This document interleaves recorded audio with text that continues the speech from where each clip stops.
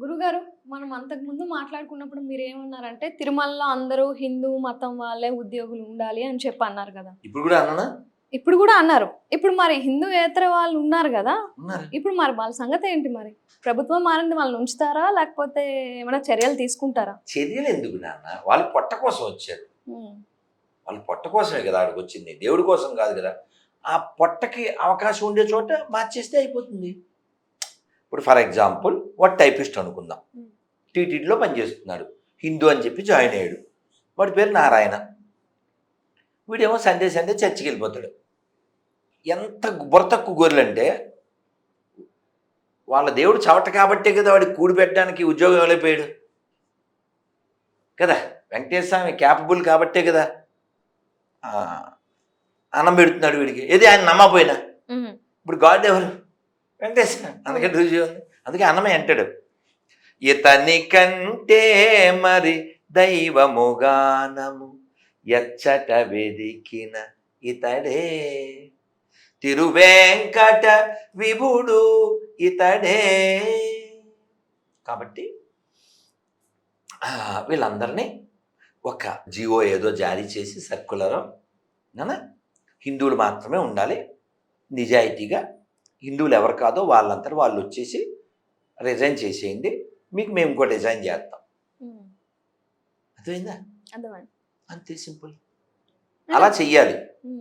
అలా చేస్తే, ఎందుకంటే మీరు గమనించండి, ఎవరైతే ఓట్లు వేశారో ఈ కూటమి ప్రభుత్వానికి 100కి 99 హిందువుల ఓట్లే అవి. ఎందుకంటే అన్నయ్యకి 40% వచ్చినాయి. అవి ఖచ్చితంగా ముస్లిం క్రైస్తవులవే ఖచ్చితంగా. సో ఆంధ్రప్రదేశ్లో 60% హిందువులు ఉన్నారు, వాళ్ళంతా ఇటువైపు ఓట్లు వేశారు. సో కాబట్టి హిందూ ప్రభుత్వం హిందువులకు మేలు చేయాలి. హిందువులు డబ్బులు పట్టుకెళ్ళేసి ఎవరికి ఇవ్వకూడదు. కానీ మీ ఇంట్లో ఇవ్వచ్చు. ప్రజలు ట్యాక్సులు ఇస్తే బాగుండదు. అది హోల్సేల్ అన్ని రాష్ట్రాల వాళ్ళకి వర్తిస్తుంది. ఆ డబ్బులు ట్యాక్సులు ఎందుకు కడతారా నాకు అర్థం కాదు. రోడ్లు వేయమని, లేకపోతే డ్రైనేజీ సిస్టమ్ కోసం, లేకపోతే విద్య కోసం. అది వాడెవడో యాత్రకి వెళ్తే నువ్వు డబ్బులు ఇవ్వడం ఏంటో సిగ్గు లేకున్నాను. నేను అడిగారా? మేము యాత్రకి వెళ్తే డబ్బులు కట్టాలా? ఆడ యాత్రకి వెళ్తే నువ్వు డబ్బులు ఇస్తావా? సిగ్గులే, వాడికి లేదు నీకులే.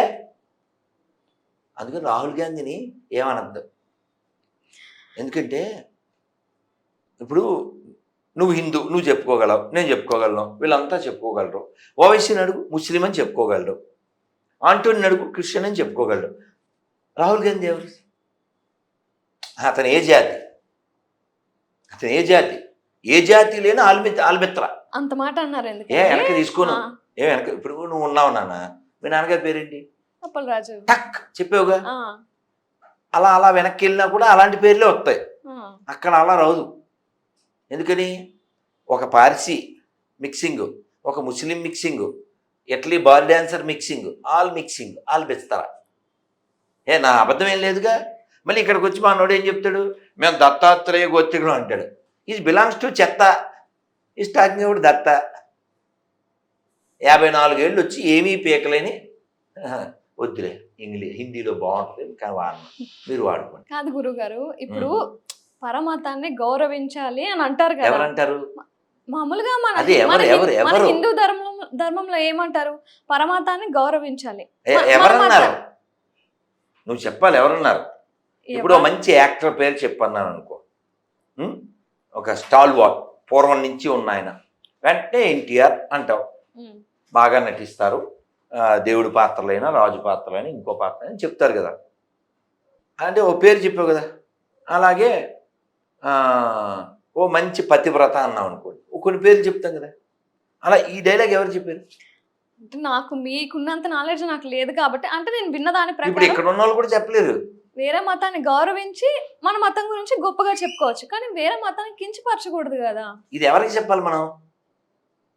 ఎవరైతే సనాతన ధర్మాన్ని నాశనం చేయడం కోసం పుట్టియో ఇస్లాం వాళ్ళకి చెప్పాలి, క్రైస్తవానికి క్రిస్టియన్స్ చెప్పాలి. మనకెవరు చెప్పడానికి? మనం మనం మనం ఉన్నప్పుడు వాళ్ళు ఎవరు లేరుగా. అసలు వాళ్ళు ఎవరు? అసలు ఇతరులు కాదుగా. వాళ్ళు మూలం ఏంటి? అంతా మనోళ్ళేగా. ఇంకో విషయం, మీ నాన్నగారు ఉన్నారా? మీ ఫ్రెండ్ ఎవరైనా వచ్చి మీ నాన్నగారి ఫోటో మీద, మీ నాన్నగారి చొక్కా మీద కాలు వేసింది అనుకో, బురద కాలు, మంట బలి అవుతుంది. నేను ఆయన మీద వేయలేదు కాదు, ఆయనను చొక్కా మీద వేస్తే తిక్కలేసిపోయి తొక్క తీసేస్తాం కదా. మరి మరి మనం పూజించే దైవాన్ని సాతాను మట్టి బొమ్మ అని వాగితే మరి చెప్పు తీసి కొట్టద్దు. అందుకే ఇప్పుడు నీకు అర్థమైనా చెప్పనా?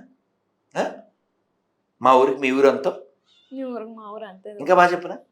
ఐ కాల్ యూ అండి, టిల్ యూ కాల్ మీ అండి, ఇఫ్ యూ సేరా ఐ విల్ సే పోరా, నాకు రారా. అదేందా? కాబట్టి నువ్వు నా రాముని ఎంత గౌరవిస్తావో నేను మీ అల్లాని మీ జీసస్ని అంతే గౌరవిస్తావు. నువ్వు నా రామాయణాన్ని ఎంత గౌరవిస్తావో నీ ఖురాన్ని నీ బైబిల్ని అంతే గౌరవిస్తావు. అందుకని అన్ని మతాలు సమానం అనేవాళ్ళు యాదవాలో ఏమన్నాను? ఎప్పుడు ఎడిట్ చేయకండి, మేము కూడా వీడియో చెప్తున్నాం. ఎందుకన్నాను? నిరూపిస్తే అన్ని మతాలు సమానం అని 10 లక్షలు ఇస్తాం. నిరూపించాలి. మనం ఏంటో తెలుసా కామెంట్? అన్నదమ్ముల వలె సోదరుల వలె కలిసి ఉన్నటువంటి క్రైస్తవ ముస్లింల మధ్య హిందువుల మధ్య చిచ్చు పెడుతుంది రాధామోహన్ దాస్. తోటకూర కట్టేం కాదు. ఎవడరా నీకు భయ్యా? చెప్పు, ఎవడు భయ్యా నీకు చెప్పు చూద్దాం. ముస్లింల్లో షియాలు సున్నీలు భయ్యాలు అవుతారా? ఎప్పటికైనా భూమి ఉన్నంత వరకు వాళ్ళే భయ్యాలు అవ్వరు. నెంబర్ 1. ఈ పెంతుకోస్తోళ్ళు, ఈ క్యాథలిక్ వాళ్ళు, ఈ ఆర్సీఎం వాళ్ళు, ఇంకా ఈ ప్రొటెస్టెంట్ వాళ్ళ అసిస్టెంట్, వీళ్ళంతా ఎప్పుడన్నా భయ్యాలు అవుతారా?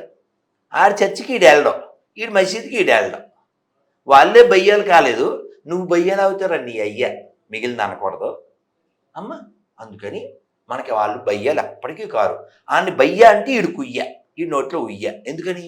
మన అమ్మ అనే ఆవుని కోసుకు తినేవాడు నీకు బయ్యాలు అవుతాడు. నువ్వు తినే దాంట్లో థు అని ఊసేవాడు నీకు బయ్యాలు అవుతాడు. మరి ఇప్పుడు కొందరు హిందువులు కూడా ఆవును తింటున్నారు కదా, అలా అయితే నీకు అర్థం కావట్లే. నీకు అర్థమయ్యేలా చెప్పు. కాకి బట్టలు ఎవరు వేసుకుంటారు? ఏం చెప్తావు అంటే ఆటోవాడు వేసుకోవట్లే, గురక వేసుకోవట్లే, వాళ్ళందరూ పోలీసులే.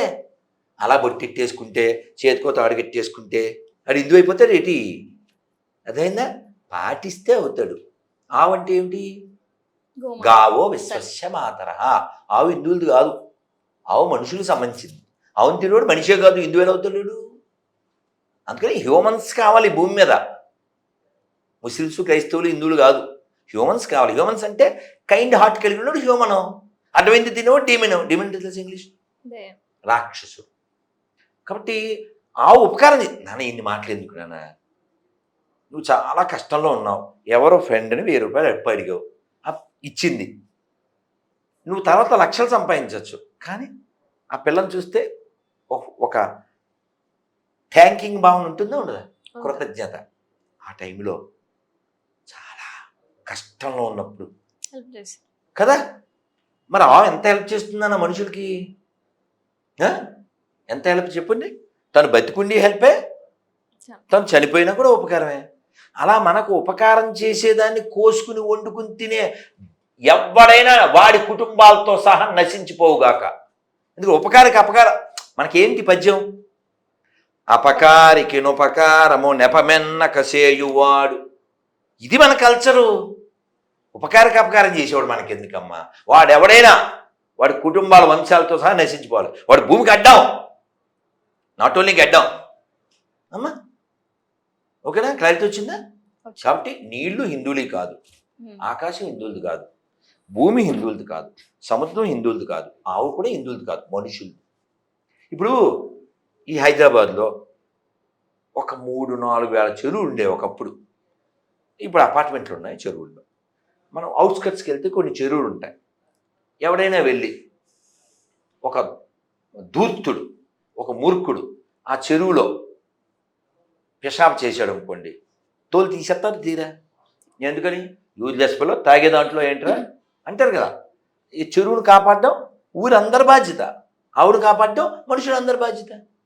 సింపుల్. ఆవు హిందువులది కాదు, మనుషులది. ఎవడు తింటాడో దాన్ని సమర్థిస్తాడో వాడు హ్యూమన్ కాదు. హ్యూమన్స్ కాదు భూమి మీద ఉండకూడదు. Very simple. దాని పెద్ద విషయం ఉందమ్మా. ఆవు నుంచి వచ్చే ప్రతిదీ మనిషికి ఉపకారం కదా. నీ పిల్లలకు పాలు కావాలి, నీకు తిండి కావాలి, హెల్త్ కావాలి. షుగర్ ఎందుకు వచ్చింది? బీపీ ఎందుకు వచ్చింది? థైరాయిడ్ ఎందుకు? నీ మంచి కోసం ఆవును బాగా చూసుకోవాలి. ఇంకో విషయం, ఎవడైనా మాంసం తినకపోతే చస్తారు. ఎవడు చావడు. కేవలం నోటి దూల వల్ల తింటున్నాడు. అది కేఎఫ్సి కావచ్చు, బీఫ్ కావచ్చు, తాహీర్ చికెన్ పకోడా కావచ్చు, జమాల్ మటన్ పకోడీ కావచ్చు. కేవలం నోటికి అడిగిందని తింటున్నారు అంతే. ఇప్పుడు నేను ఒక్క భోజనం ఉంటానుగా, నెలకు 30 భోజనాలు చేయను నేను.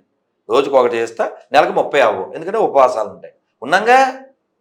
అయితే ఆవును తినడం పాపం అంటారు. దుర్మార్గం, నేరం.